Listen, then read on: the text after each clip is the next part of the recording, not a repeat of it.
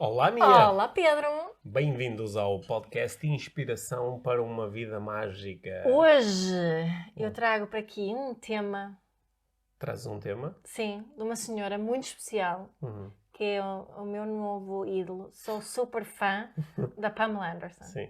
E isso é resultado de teres assistido ao documentário sobre a Pamela Anderson e a sua vida, que está no Netflix. Sim, Não é? um documentário, eu tenho muito a dizer sobre este documentário e escolhi as coisas que acho que são as mais interessantes aqui para o nosso tema de desenvolvimento pessoal. Sim, ou seja, Porque é um documentário de desenvolvimento pessoal, no fundo. Sim, vamos falar sobre vulnerabilidade, vamos falar sobre grandiosidade, vamos falar sobre criar real conexão com os outros e também vamos, mais lá para o final da conversa, falar sobre a responsabilidade que todos temos quando falamos publicamente sobre a vida dos outros, inclusivamente quando escrevemos pequenos comentários nas redes sociais. Exatamente. Sim.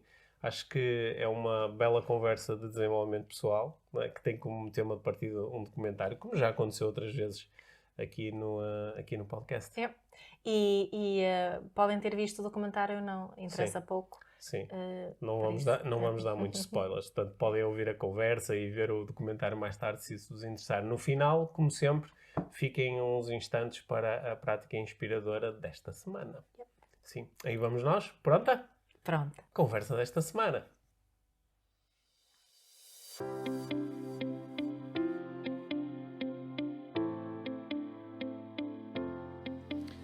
Mia, hoje vamos falar sobre televisão. Sim. Quer dizer, Nós temos andado a ver assim umas coisas na televisão. Umas coisas. E hoje estive a refletir sobre isso. Eu gostava de falar contigo sobre um documentário.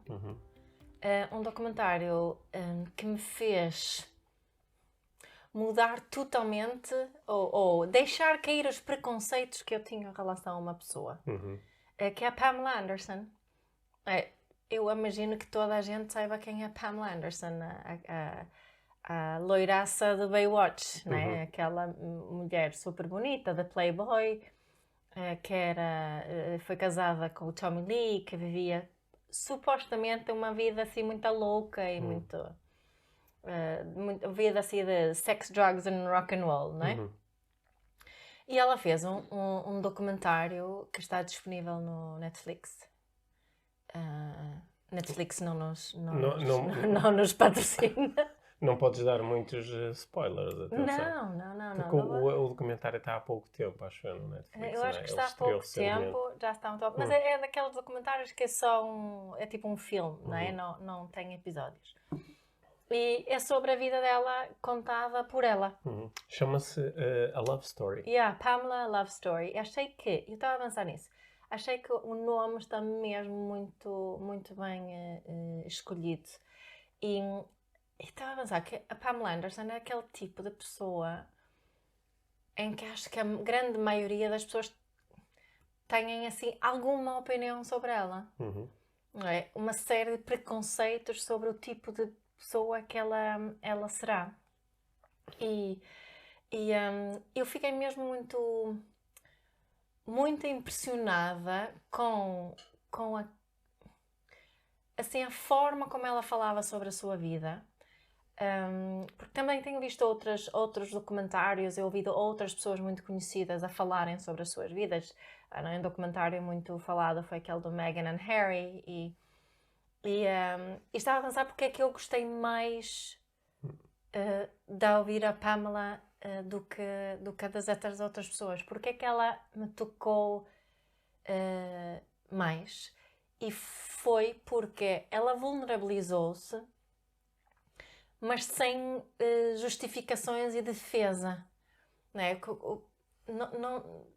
Eu não sei exatamente as intenções por detrás, eu tenho assim algumas ideias porque é que terá sido Al Gore e assim, isso talvez se consiga perceber também no próprio documentário, mas acima de tudo senti que foi uma partilha vulnerável e não uma partilha que foi feita para ela se defender, foi uma partilha só para ela poder contar a sua história E enquanto eu sinto muito que a Meghan and Harry ou outras pessoas conhecidas, às vezes que se vê assim, que têm airtime, né? Que aparecem na televisão ou dão entrevistas, muito para limpar a sua imagem. E eu acho que inicialmente achei que era isso que ela ia estar ali a fazer, tipo, limpar a imagem. E não senti nada que fosse disso, porque ela foi muito, muito serena. Acho que é essa assim a principal palavra que me vem. Foi muito serena a partilhar a sua história muito tribulada. E acho que foi esse equilíbrio. Atribulada, desculpa. Né? Foi isso que me impressionou, essa serenidade de partilhar aquilo que tem sido a vida dela até agora. Que ela também não é assim tão velha, tem 50 e poucos anos. 55. E só me senti conectada, próxima, consegui sentir assim, uma sensação de realidade partilhada em algumas coisas. Senti assim uma pessoa real, sabes?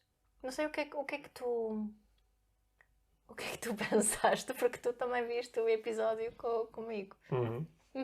Estava aqui a apreciar as tuas conclusões. Não, porque eu fiquei mesmo fã da Pamela Anderson. Sim. Isso, eu nunca fui fã na vida da Pamela. Eu fiquei fã da Pamela Anderson. Sim, eu acho que a primeira coisa que eu, quando eu vi que havia um documentário sobre ela, eu não tinha assim nenhum preconceito em relação a ela, ou seja, não no sentido... Então a minha afirmação foi... Não, eu lembro-me de quando ela era, assim, aquela... tinha aquele personagem assim no Baywatch, não é? Que ficou super famoso. Tu já tiveste alguma fantasia assim da Pamela Anderson? Não, na Pamela Anderson não. Aliás, no Baywatch havia... tu gostavas da outra. Havia duas outras que eu gostava mais. A Pamela Anderson não fazia assim totalmente o meu estilo. Mas ela era, obviamente, uma mulher assim muito bonita e muito vistosa, não é? E ela era, na altura, era talvez assim... a sex symbol mundial, não é? Ela estava tipo acima de outras de atrizes, não é? Porque ela era assim, acho que ela não impressionava pelos dotes como atriz, não é? Não era bem isso. Não é? Aliás, ela no documentário também diz isso, ela não é propriamente uma atriz. Eu lembro depois daquele filme que ela fez, o Barbed Wire, que no documentário também falam um pouco sobre isso, sobre o filme, as incidências à volta do filme. Eu lembro-me de ter visto, eu não vi o filme todo, mas lembro durante o filme estar a ver, ok, ela está aqui neste papel por causa da figura dela, não propriamente da qualidade do acting. Mas eu não sabia nada sobre ela, portanto não tinha assim propriamente um preconceito para anular com o documentário. Agora, eu de facto também fiquei surpreendido, porque nós temos assistido a alguns documentários deste género, em que a própria pessoa sobre quem o documentário é feito está ali na primeira pessoa a falar e a partilhar e a contar a sua vida. E em muitos casos há há assim, parece que um certo sentimento de grandiosidade a acompanhar toda a narrativa. Não é? Que é, no fundo, há um documentário sobre mim, porque eu sou esta pessoa muito importante, ou porque eu sou esta pessoa muito especial, ou porque eu sou esta pessoa que lidou com estas coisas muito graves, ou muito fantásticas, ou conseguiu estes feitos incríveis. Ou fizeram-me isto. E não foi nada disto que nós vimos ali. Não é? E nós sabemos que, pronto, se nós estivermos a pensar exclusivamente no ser conhecido, ser famoso, alguém que era conhecido e famoso à escala planetária, não é? Mas não há ali nenhum momento da narrativa dela tentar mostrar que era especial, pelo contrário, não é? Que ela era melhor do que era. Ela mostra muito claramente que a fama dela foi um grande acaso. Certo, não é? Certo. Sim, que foi um acaso. Outra coisa coisas que eu achei assim muito fixe no documentário, aquilo chama-se Love Story, não é? Porque ela fala muito da importância do amor e da busca que ela sempre teve por um amor assim muito espontâneo, assim muita paixão, muito assim um amor louco em que fazes coisas loucas, não é? Que é a noção dela de amor e de como isso a levou a casar-se 5 ou 6 vezes. 6 não é? vezes, E portanto, mas ela não está a falar daquilo como um falhanço, como um sucesso, é mais como, olha, foi assim, não é? Portanto, houve ali muitas coisas no documentário que me agradaram. Até houve assim, um resultado meio surpreendente para mim no final. Que foi um resultado meio aspiracional, no sentido de... Ela tem mais meia dúzia de anos que eu, mas eu pensava, quando eu daqui a alguns anos estiver a olhar e se estiver a contar a alguém, olha, como é que foi a minha vida, né? Nós aqui falamos tanto no podcast da vida mágica, que a vida mágica acontece quando nós arranjamos uma forma de estar bem com as coisas tal como elas se nos apresentam. Yeah. Portanto, olhar para a nossa vida com magia também é estar bem com a nossa vida tal como ela foi, não é? Sem engrandecer, sem ter vergonha, sem ter medo, sem ter frustração, sem ter...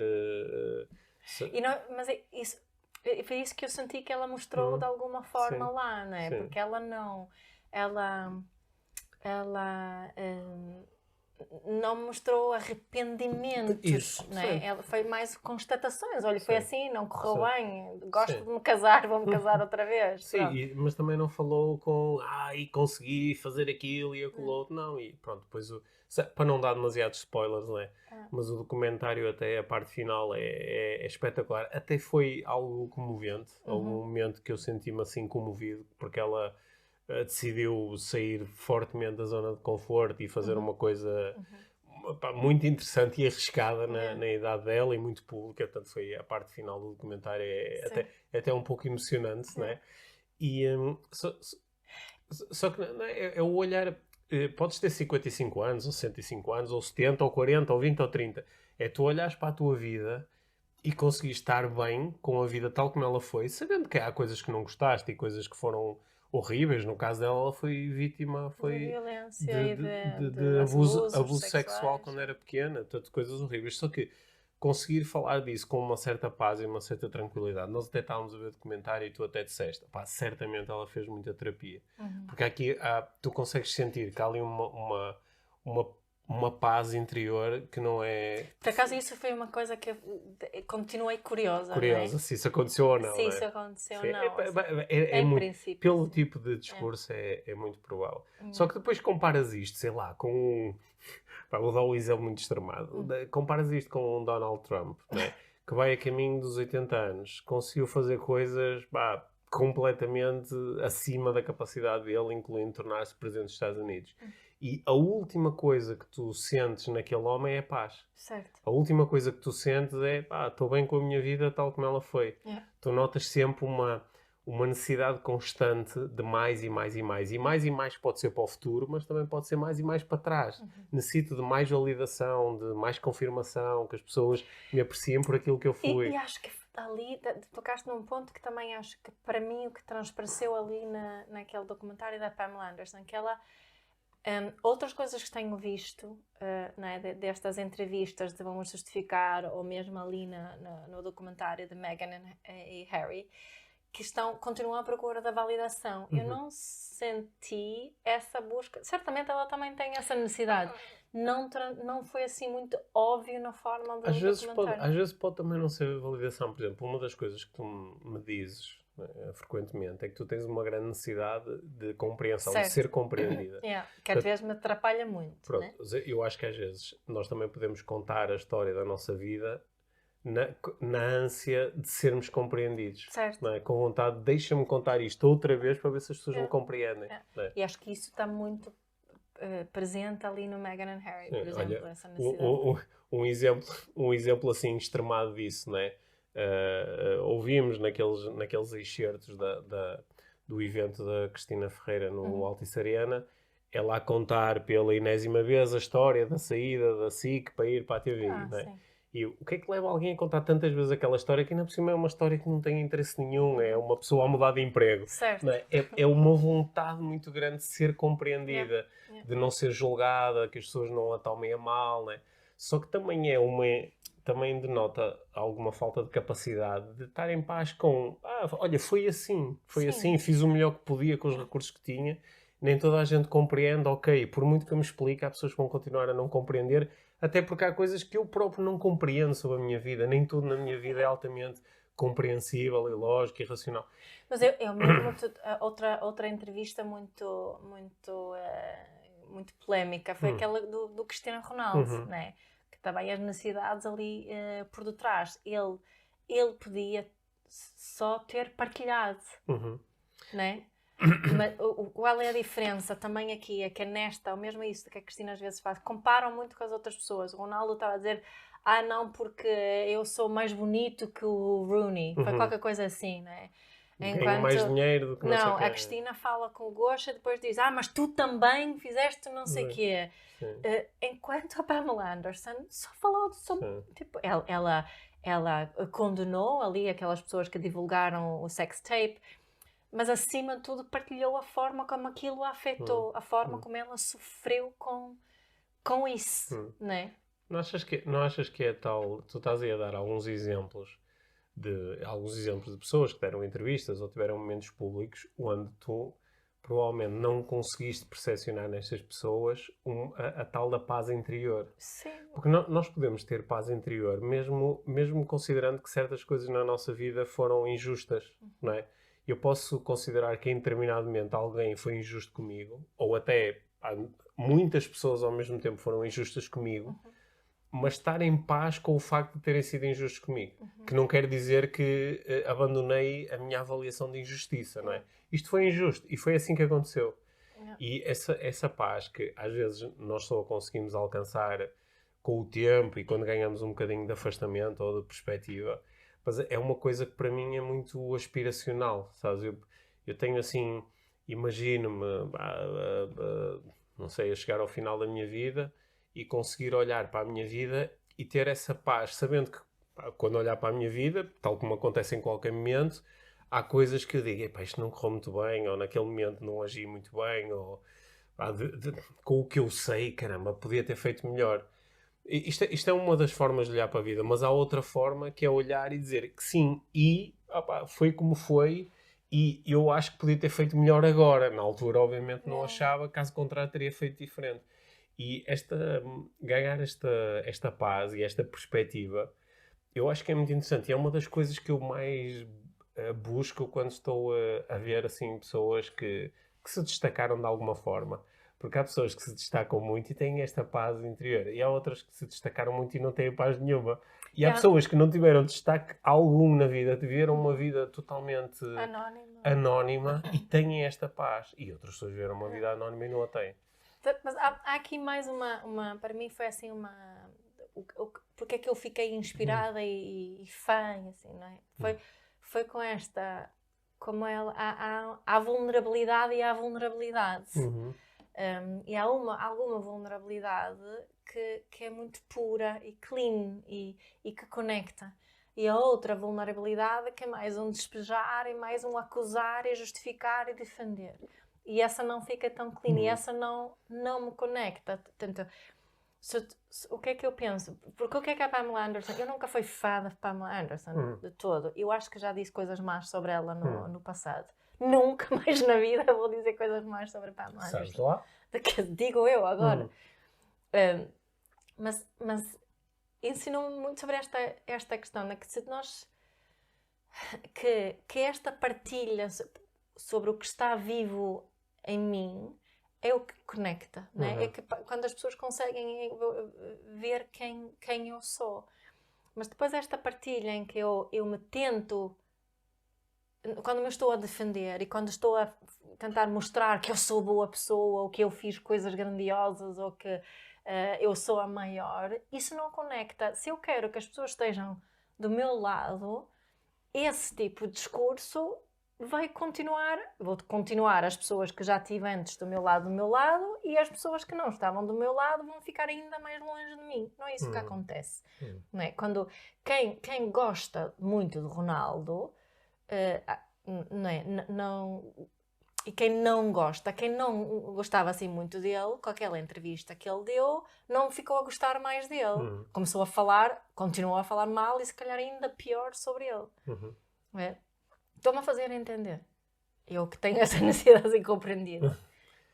Estou a pensar como é que eu posso transportar isto para o meu dia a dia. Não estou a falar da vida profissional, estou a falar para o meu dia a dia. Quando eu quero satisfazer essas minhas necessidades de compreensão e de alguma validação, mas acima de tudo a da compreensão, a via da Pamela Anderson em que me ensina como fazer isso. Não é? Sim. Sim, parece-me que sim, só que para tu chegares a esse insight, não é? Chegares a essa compreensão, isso acho que já é assim um bocadinho à frente, não é? É por isso que muitas pessoas não, mesmo quando tu tens para ti esta vulnerabilidade da Pamela Anderson, tu coach, não é? E tu coach como sendo a tal, tu disseste, há vulnerabilidade e vulnerabilidade, e esta pareceu-te uma vulnerabilidade assim mais pura. Mais pura, mais verdadeira, não é? Mas eu acho que há algumas pessoas, é possível, até por acaso eu não fui pesquisar o que é que as pessoas estão a dizer sobre o documentário, etc. Mas é possível alguém olhar e dizer assim, olha, esta aqui agora ainda estamos a sacar uns milhões do Netflix Provavelmente, a fazer um documentário sobre ela e a contar ali umas historinhas, não é?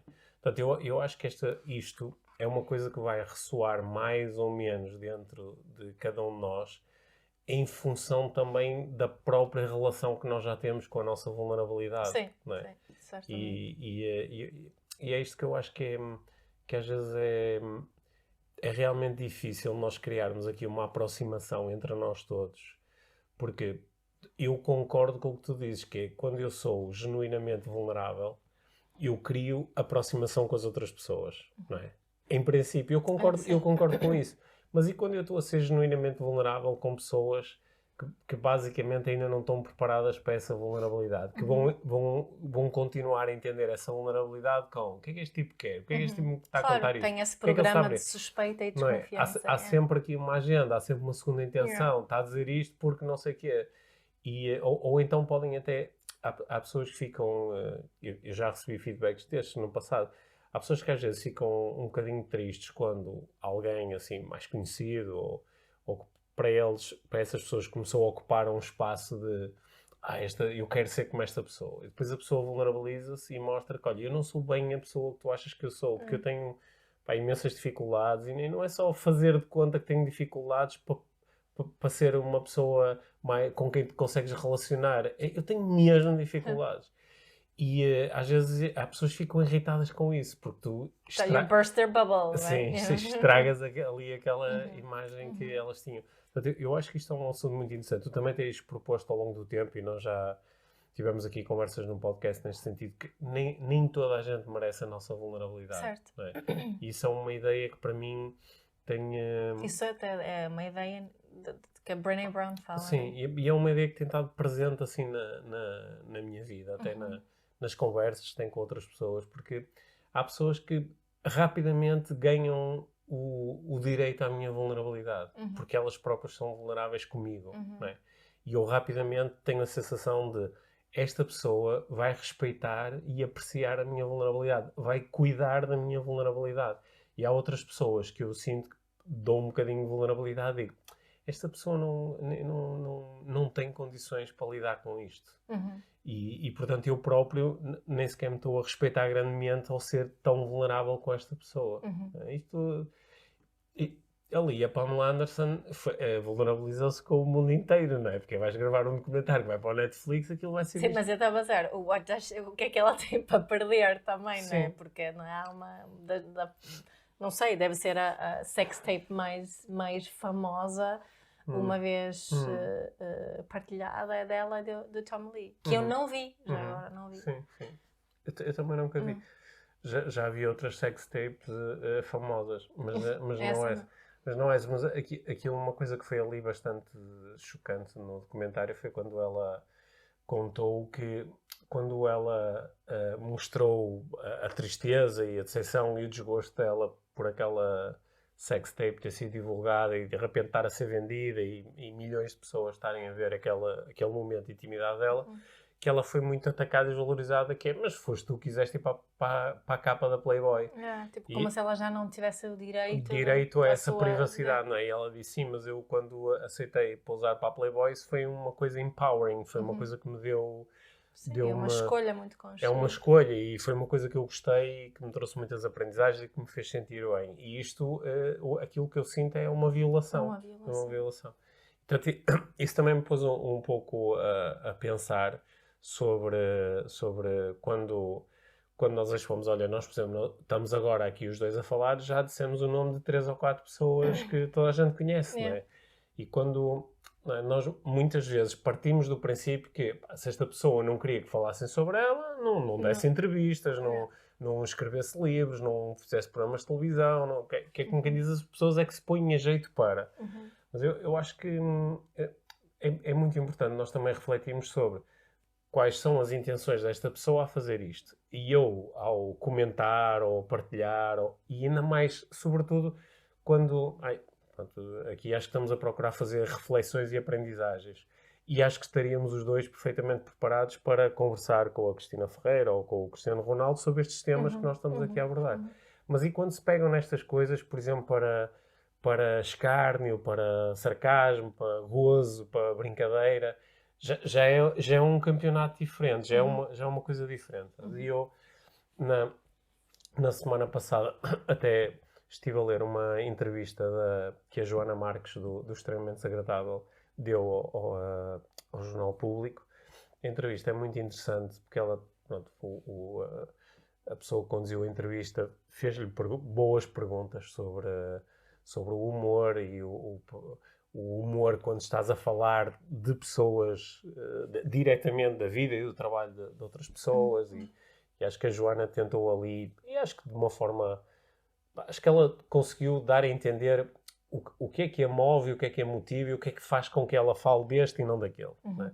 E foi muito, embora ela não tenha usado esta palavra, mas é muito esta ideia da grandiosidade, que é quando alguém é muito grandioso, é muito autocentrado, é muito egoico, e é eu, e faz afirmações muito grandes sobre si e sobre o seu trabalho, e mostra uma certa falta de noção, isso desperta ali aquele... Será que ela conseguia fazer um episódio extremamente desagradável com este documentário da Pamela Anderson? Muito dificilmente. Muito dificilmente. Não, porque teria que ser muito forçado. Porque, lá está, porque essa vulnerabilidade genuína não desperta nos outros normalmente esta vontade de dizer, olha-me este gajo, e estar a gozar ou a brincar com isso. Mas outras coisas sim, não é? Aliás, falamos aqui de 2 ou 3 momentos, entrevista do Cristiano Ronaldo, estas intervenções públicas da Cristina Ferreira, que deram aso, de facto, a vários episódios do Extremamente Desagradável, não é?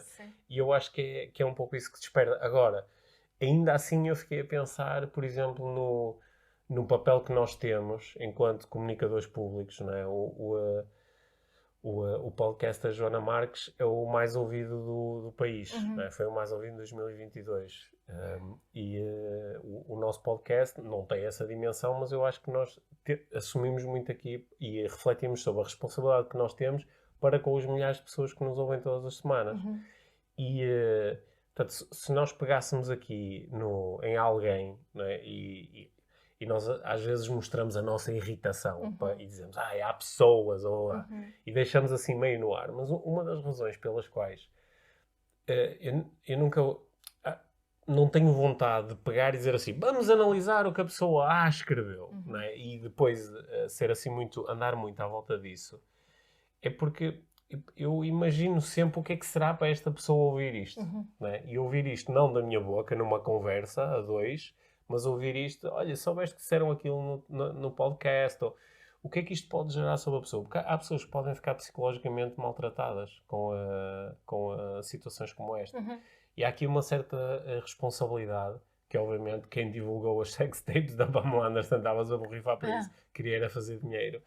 E que é uma responsabilidade que todos nós que estamos na esfera pública, e as redes sociais fizeram com que basicamente toda a gente passasse a ter este potencial de eu posso me transformar num comentador viral quando faço piadas ou faço comentários sobre outras pessoas. E acho que há aqui uma responsabilidade que nem sempre é fácil de assumir, mas que é muito importante. Eu pensei muito nisso no episódio, né, que já mencionei aqui, quando eu escrevi um artigo, que algumas coisas online pegaram no artigo e agora não me lembro do nome dele, lá, por falar noutra coisa. Sim. Escreveu assim um texto indiretamente sobre mim, e muitas pessoas, também li muitos comentários, não é? Foi o comentário que mais me lembro foi a pessoa que escreveu, várias pessoas que achavam que eu não tinha filhos, não é? Portanto, não deve ter filhos. Não deve ter filhos, porque senão não teria escrito isso. E há um que escreveu que eu tinha o QI de um guardanapo. E outras assim. E na altura o que é que se torna muito... Se temos uma grande necessidade de compreensão, aqueles comentários são tudo menos compreensão. Né? Portanto, a necessidade de compreensão está... Ou pelo menos não estás a ser compreendida como querias, estás a ser compreendida de outra forma. Mal compreendida. E isso é preciso ter alguma estrutura para conseguir lidar com isso. Né? E eu acho que a tua nota aqui é mesmo muito importante. Mesmo como comentadores, não estou a dizer com comentadores em podcasts ou comentadores em público, é como comentadores, que às vezes também vejo isso. Pessoas que comentam um post, que alguém repostou algo que eu escrevi e comentam o post falando sobre mim na terceira pessoa. E às vezes, como alguém tagou, eu não procuro comentários sobre mim, mas acabar às vezes lê-los. Posso acabar de lê-los. Felizmente, o que não é muito positivo, tens o QI de um guardanapo. Pronto. Podia ser pior. Podia ser pior. Mas não é nada fixe. Na mesma, não é esta sensação. Nem estou a falar só do conteúdo em si. Até podem ser coisas positivas, mas eu apanhar comentários sobre mim onde falam ela não sei o quê, mesmo quando escrevem comentários a vezes na minha página no Instagram, alguém escreve assim, tagam uma amiga, escrevem tipo, ela partilha coisas muito interessantes. Mas é um comentário num post meu, que foi eu que escrevi, e falam sobre mim na terceira pessoa. Isso desperta uma... É assim, eu nem sei exatamente dizer qual é a sensação que desperta. Não é só positiva. Se calhar, eu acho que se escrevessem a minha, seria mais tranquilo. Mas quando falam desta forma, ela, é curioso que isso... não nota, se calhar é uma questão um bocadinho de validação também ali, essa necessidade. Porque não percebem que eu também vejo isto. Não estou uma questão de pertença, de dizer, eu também estou aqui. Não estão a falar de mim com a minha presença. E isso não é uma sensação assim muito engraçada. Qual é que é aqui o resumo da nossa conversa, Mia? Tu que quiseste falar sobre isto, o que é que tu aprendeste com a nossa conversa? Aprendi que há vulnerabilidade e vulnerabilidade. Sim. Aprendi que precisamos de ser muito cuidadosos em relação à forma que falamos uns sobre os outros. Aprendi que precisamos muito de respeitar também, não é? Só porque alguém é vulnerável não quer dizer que eu tenho o direito a saber tudo sobre a vida íntima da pessoa, ou que eu tenho o direito de comentar a vida dessa pessoa de qualquer maneira. Não é?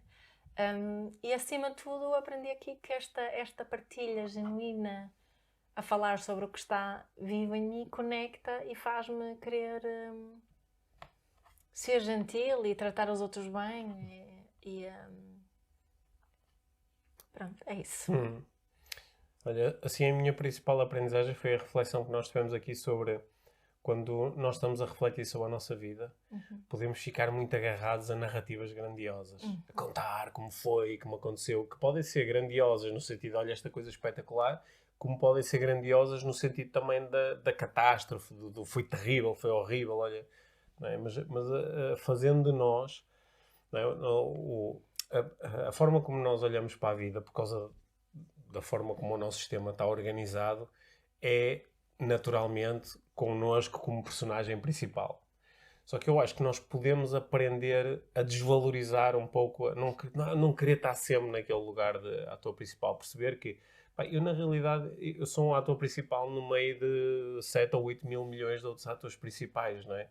E não está constantemente em busca disto, tem que ser tudo à minha volta, para bem ou para mal. E que mesmo a minha vida não tem que ser toda à minha volta. E eu acho que aprender a olhar para a nossa vida dessa forma traz-nos um bocadinho pode-nos conectar mais com aquelas sensações de tranquilidade e de paz interior que eu estava aqui E acho que a Pamela ali falou tanto sobre as coisas boas e fantásticas da sua vida, como as coisas muito tristes e traumáticas, com muita serenidade. E às vezes até com uma certa leveza e com uma certa capacidade de sorrir. De sorrir em relação à própria vida dela e aos momentos mais loucos e mais malucos. Portanto, olha, acho que fica aqui uma boa proposta para quem quiser ver esse documentário. Surpreendentemente, é um documentário de desenvolvimento pessoal. Sim, é mesmo. É mesmo. Foi por isso que achei que podíamos falar sobre ele. E se alguém decidir ver o documentário agora por causa ou se já viu, partilhem connosco o que vocês pensaram e que aprendizagens que fizeram, se fizeram alguma. Boa. E recomendamos. Sim, recomendamos. Então, obrigada, Netflix, por não participar. sim. Então, já pagamos a conta. Então, antes de ir embora, só precisam de ficar por aí mais uns instantezinhos para a prática inspiradora desta semana. E até à próxima. Sim. Obrigada, Pedro. Obrigado, Mia. Então, a prática inspiradora desta semana é o triplo filtro. Talvez já tenham ouvido falar sobre este triplo filtro, às vezes atribuído ao Sócrates. No entanto, não deve ser do Sócrates. A verdade é que se chama o triplo filtro. O triplo filtro utilizamos antes de partilharmos algum comentário, alguma opinião. E consiste em fazermos 3 perguntas. A primeira pergunta é: será verdade aquilo que estou prestes a partilhar? A segunda pergunta é: será bom? É bom aquilo que eu vou partilhar? E a terceira e última pergunta é: será útil? É realmente útil aquilo que eu tenho para partilhar hoje? Portanto, será verdadeiro, bom e útil. Este é o triplo filtro que hoje apresentamos como a prática inspiradora.